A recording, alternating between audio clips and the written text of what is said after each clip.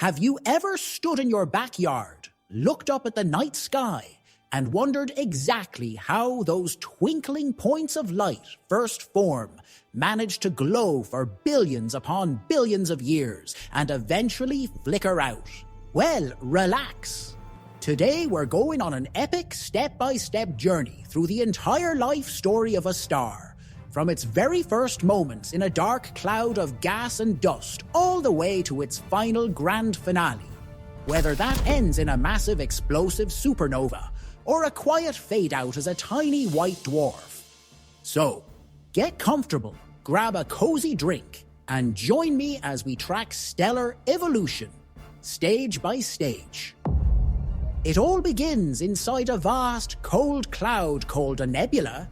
You can think of a nebula as an enormous, wispy fog, made mostly of hydrogen and helium atoms, mixed with a sprinkling of heavier elements. These clouds drift through galaxies and can stretch for hundreds of light years, yet they're so thin that you'd barely notice them without a powerful telescope.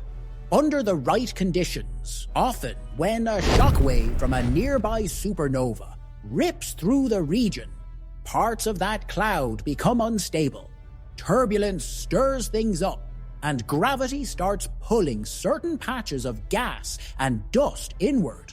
As those pockets contract, they cool and fragment into smaller clumps. Inside those clumps, density and temperature climb slowly. When one core gets hot, enough around 10,000 degrees Celsius, it finally lights up as a protostar, marking the very first recognizable phase of a future star's life. During this early phase, your protostar still feeds on the surrounding nebula. Gas and dust spiral inward, creating a swirling accretion disk. Picture water circling down a drain, speeding up as it gets closer to the center. Conservation of angular momentum makes the disk spin faster the nearer the material falls, just like an ice skater tucking in her arms to spin quicker. Over the next tens of thousands of years, the protostar's central temperature climbs relentlessly. Radiation pressure from inside fights gravity's pull from outside.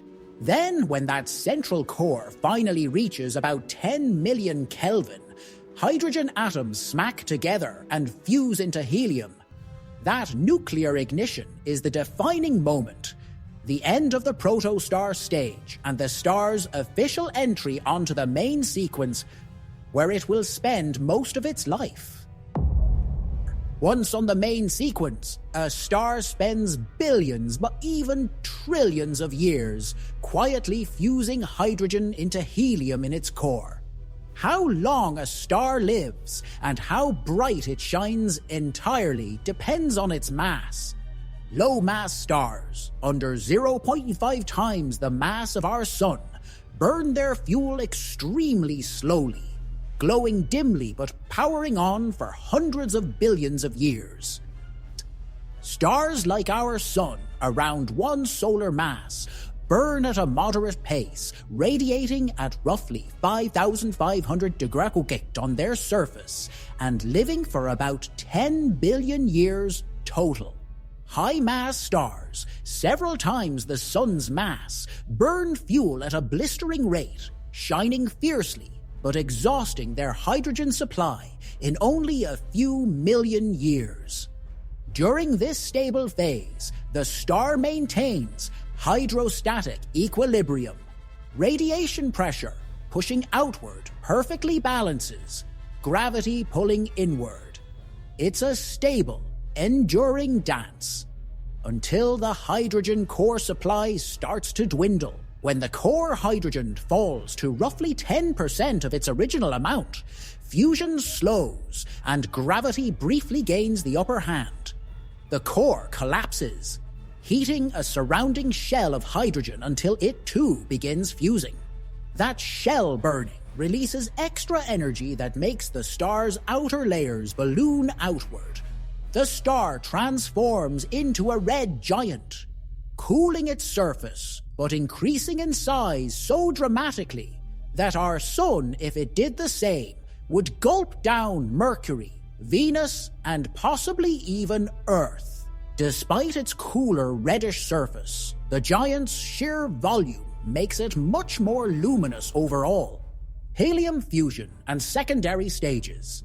Deep in the heart of a red giant, temperatures eventually soar above 100 million Kelvin. At that point, helium nuclei overcome their electrical repulsion and fuse into carbon and oxygen via the so-called triple alpha process. In stars around one solar mass, helium fusion ignites explosively in a dramatic helium flash. After this sudden burst, the star settles into a calmer period, either the horizontal branch for low-mass stars or a blue loop for somewhat heavier ones, burning helium in its core while still fusing hydrogen in an outer shell. These phases can last from a few tens to hundreds of millions of years. The final act for low and intermediate mass stars. Eventually, the helium supply runs dry. The core, now composed of carbon and oxygen, contracts once more, and fusion shifts into shells around that inert center. Instabilities in those shells cause the star's outer layers to pulsate and shed material into space, creating a glowing planetary nebula, a stunning, colorful shell expanding outward. The leftover core becomes a white dwarf, a dense, Earth-sized object supported against gravity by electron degeneracy pressure. Over the span of billions of years, the white dwarf cools, dims, and will one day become a dark, black dwarf. Though the universe isn't old enough for any black dwarves to exist yet, weird, isn't it? It doesn't exist yet, we know before time. The explosive end for massive stars. Stars born with more than about 8 times the sun's mass follow a far more spectacular and violent finale. After helium, they successively fuse heavier elements: carbon, neon, oxygen, silicon, building up an onion shell structure. Each of those advanced stages burns faster than the last. Some last years, some mere days. When the core fills with iron, nuclear fusion no longer yields energy. Gravity provokes a catastrophic collapse in milliseconds, forcing protons and electrons to merge into neutrons. The sudden halt of that collapse rebounds as a shockwave, blasting the star's outer layers into space in a titanic core collapse supernova. For a brief time, the explosion can outshine the entire host galaxy. What remains at the center is either a neutron star, an object packing more than a sun's mass into a sphere just a few kilometers across, or, if massive enough, a black hole whose gravity traps even light itself.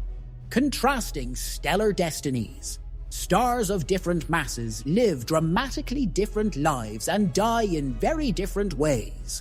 In conclusion, every atom of carbon, oxygen, and heavier elements in your body was forged deep inside a star, many of which ended their lives in brilliant supernovae. So next time you gaze skyward, remember, you are literally made of stardust, part of a cosmic cycle that started billions of years ago and will continue even after our sun fades. Thanks for joining this epic stellar journey.